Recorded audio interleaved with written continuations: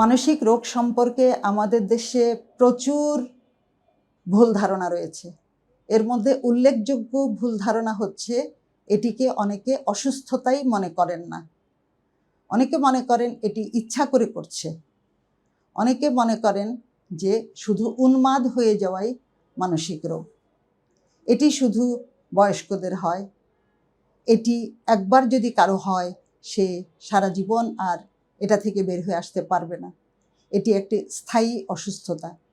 এটি নিয়ে অনেক আলোচনা করলে এই অসুখটা বেড়ে যাবে, অথবা ইচ্ছা করলেই এই অসুখ থেকে যে কেউ বের হয়ে আসতে পারে।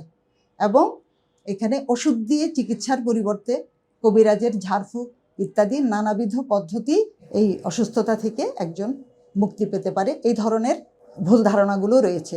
বাস্তবিক পক্ষে ব্যাপারটা হচ্ছে সম্পূর্ণই অন্যরকম। যে কোনো বয়সে হতে পারে, শিশু থেকে বৃদ্ধ যে কোনো বয়সে হতে পারে। মানসিক রোগীকে উন্মাদ বলা সামাজিক অপরাধ।